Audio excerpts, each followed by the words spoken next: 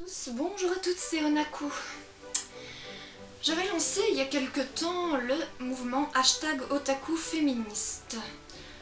Mais j'avais constaté que les candidates ne se bousculaient pas beaucoup pour que je puisse présenter leur chaîne YouTube et qu'elles puissent être avantagées d'avoir quelques abonnés en plus et un peu plus d'influence ainsi que d'audience et de visibilité sur YouTube.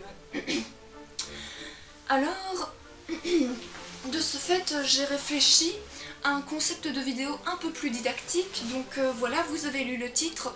Comment se lancer dans le YouTube otaku féministe, ou féminin pour les filles, et féministe aussi donc pour les garçons, donc oui, je ne m'adresse pas qu'aux filles. Donc comment faire de bons contenus, comment faire de bonnes bannières, comment faire les montages vidéo, etc., etc., ainsi que les réglementations sur YouTube. Donc, je vais vous enseigner en tant que youtubeuse amatrice comment élaborer tout ça et créer sa propre chaîne, et tout et tout. Donc, c'est parti, je vais vous enseigner tout ce dont je peux vous enseigner. C'est parti!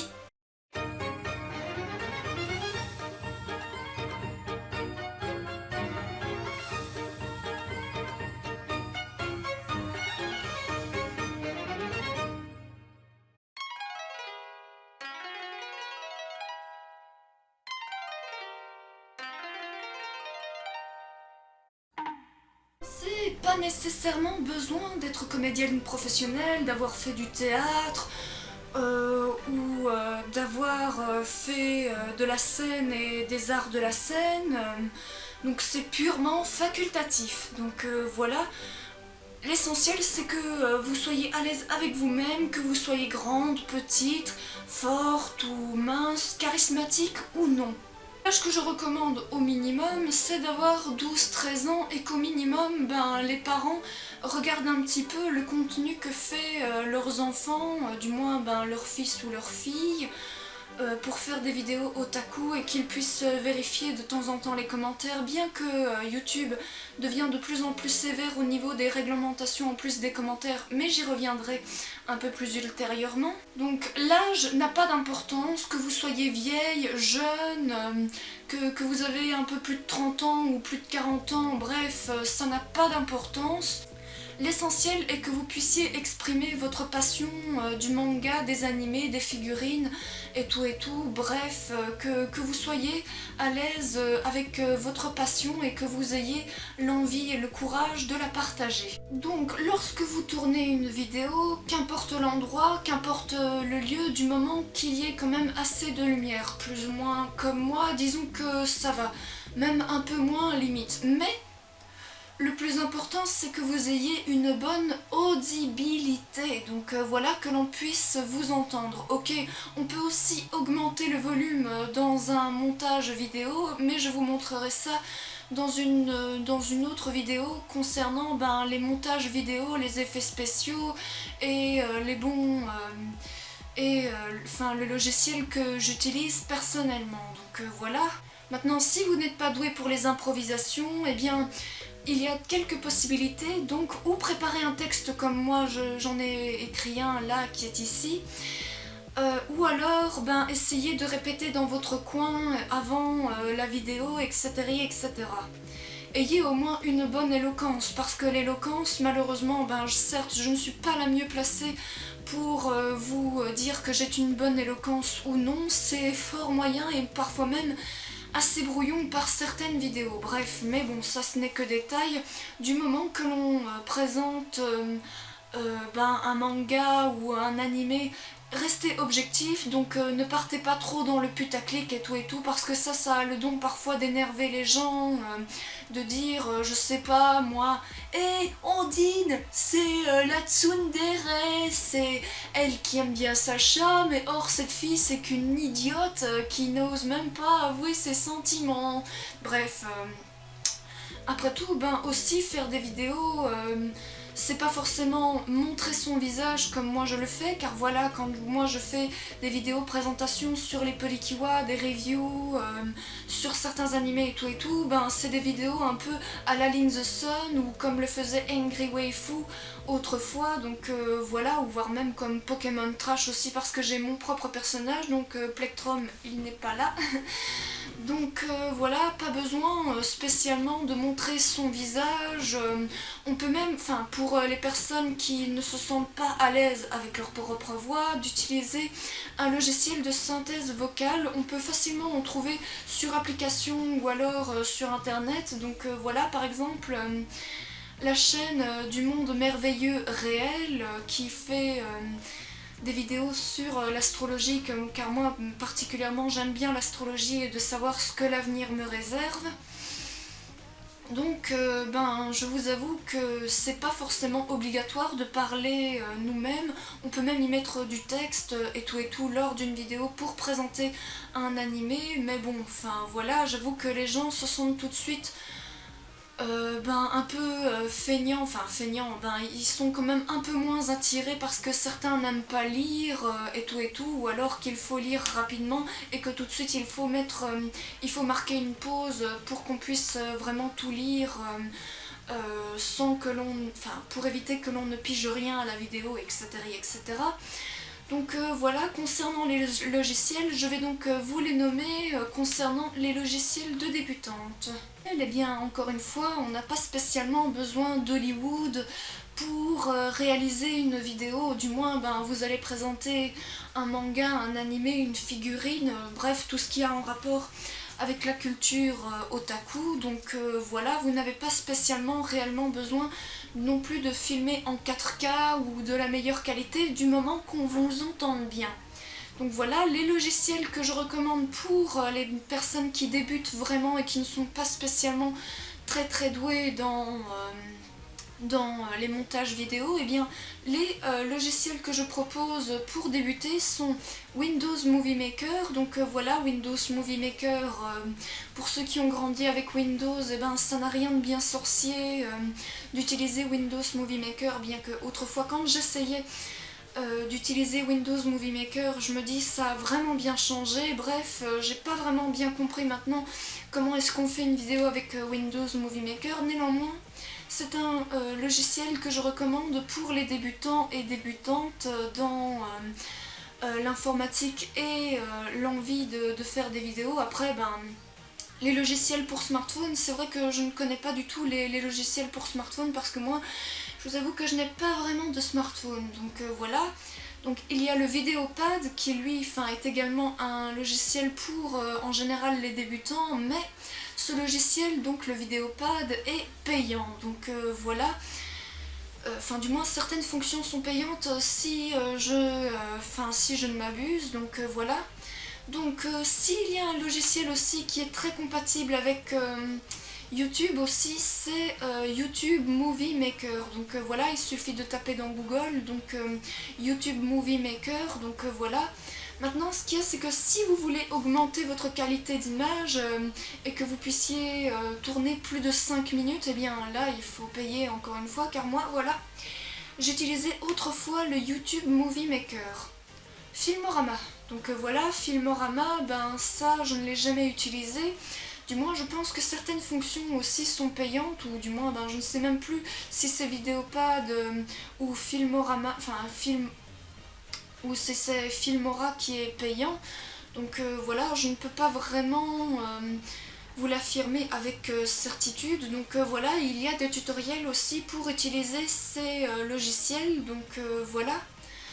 Donc pour les adeptes, donc on passe aux adeptes, donc il y a Shotcut, donc voilà, Shotcut qui est un logiciel donc un peu plus compliqué à utiliser, donc voilà, avec des fonctions un peu plus particulières. Il y a It's Film for Express, donc voilà, qui est également payant, donc voilà. Il y a aussi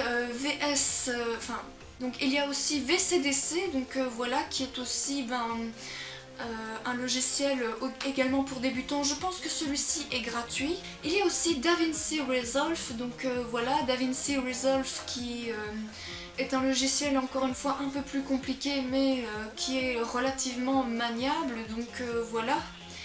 Donc il y a également le Final Cut Pro, mais que franchement certains ne peuvent plus vraiment présenter parce que Cyprien et Norman utilisent ces logiciels de montage mais qui sont tous les deux payants et en général compatibles avec Apple, mais je pense qu'il existe une version Windows, donc voilà.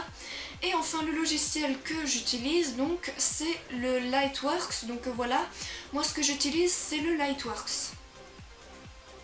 Bref, je vous montrerai donc comment utiliser ce logiciel ultérieurement, donc voilà, dans une autre vidéo je vais vous montrer comment est-ce qu'on utilise ce logiciel.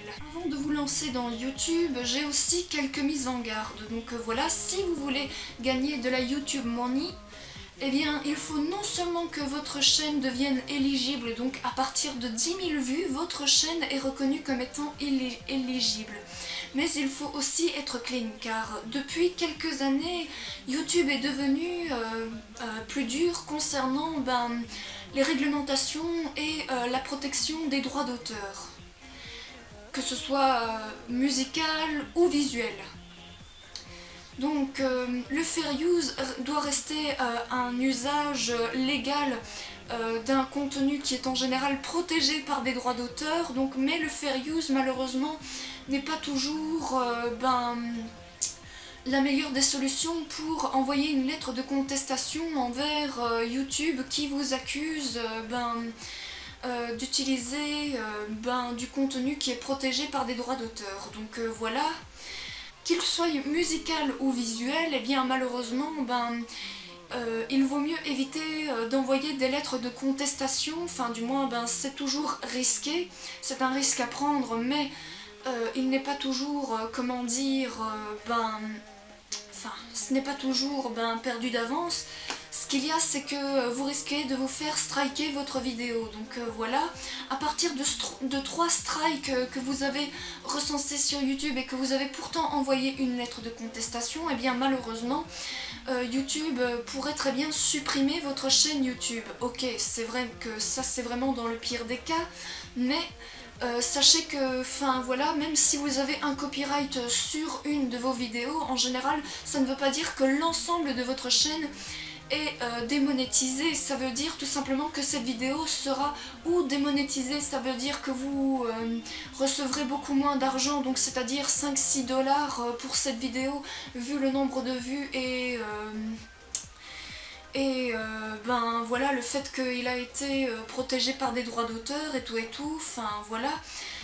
Maintenant, si elle est totalement claim, ça veut dire que tout l'argent que vous auriez voulu vous faire sur cette vidéo ira uniquement aux auteurs qui ont auxquels vous avez réutilisé le contenu qui était protégé par des droits d'auteur. Donc voilà, c'est risqué de réutiliser également des musiques du genre Katy Perry, Luan, Snoop Dogg, bref, même les chansons japonaises genre Kyary Pamyu Pamyu, c'est risqué parce que voilà, non seulement Kyary Pamyu Pamyu est protégé par des droits d'auteur, donc la Warner Music Japan, donc voilà, la Warner Music Japan qui ont des droits assez conséquents, qui est bien sûr le premier rival de Disney, donc c'est pas spécialement ce qu'il faut tenter. En tout cas il vaut mieux éviter de tenter le diable, genre les OST hormis Fairy Tail, parce que voilà, vous avez remarqué dans ma vidéo présentation La Princesse et la Bête qu'il y a du contenu musical qui était protégé par des droits d'auteur, donc voilà, je ne vous recommande pas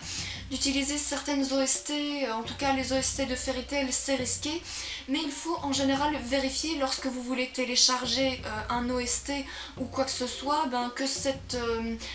que dans la barre de description que ce contenu musical ne soit pas protégé par des droits d'auteur, ou du moins que les droits d'auteur ne soient pas trop sévères quoi. Donc voilà, comme je le disais, dans le pire des cas, vous risquerez de vous faire démonétiser votre vidéo avec un dollar orange qui apparaîtra juste à côté de votre vidéo, donc dans le canal des vidéos et tout, donc voilà.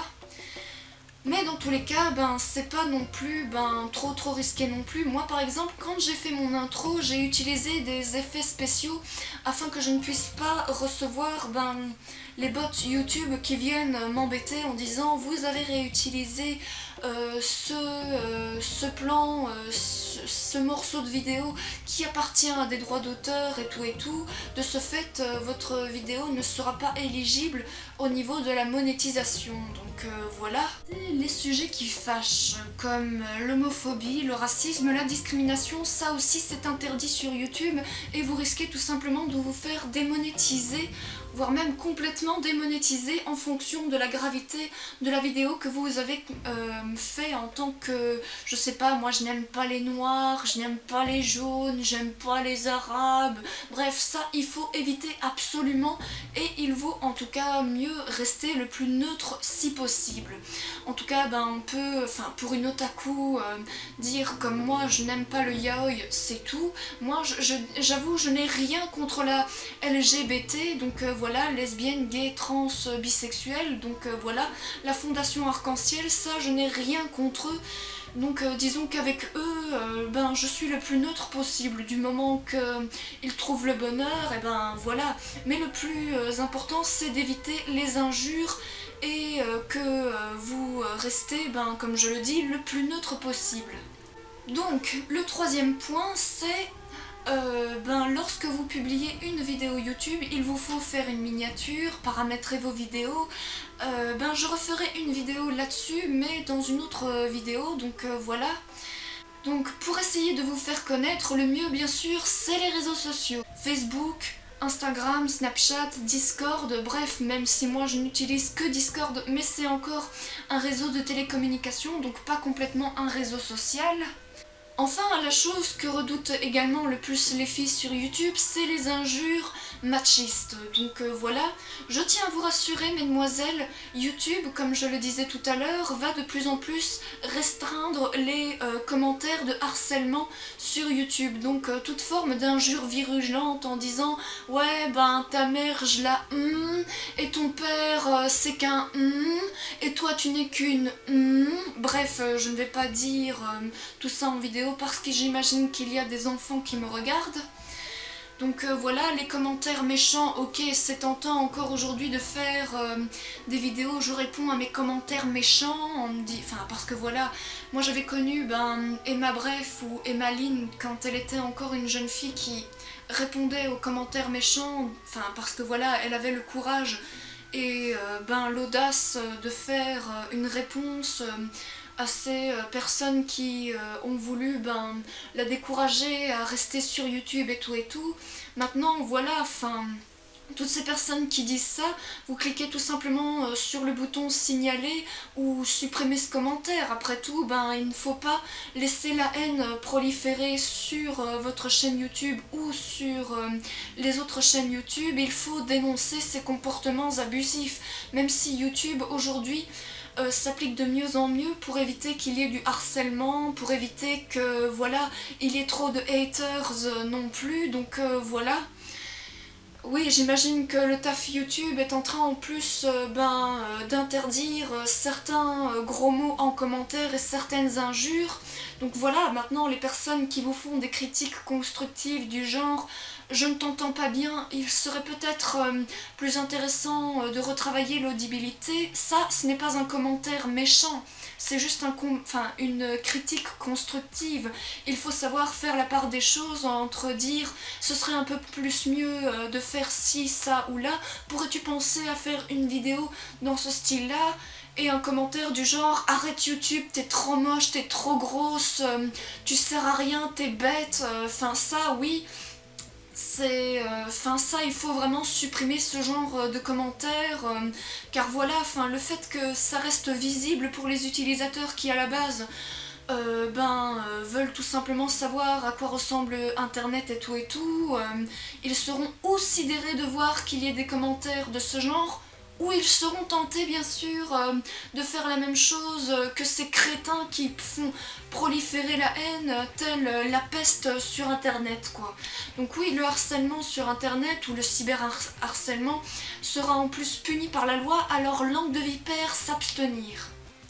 Bref, j'espère que cette vidéo vous aura plu, alors n'hésitez pas à y mettre un pouce bleu, de partager ma vidéo sur les réseaux sociaux, donc comme je vous l'ai dit tout à l'heure, Facebook, Snapchat, Snapchat ou alors Twitter et Instagram. Bref, moi je vous dis à très bientôt pour de prochaines vidéos, donc n'hésitez pas à vous abonner à ma chaîne YouTube. Moi je vous dis à très bientôt pour de prochaines vidéos, et comme toujours, bye bye boo, sayonara, minasan.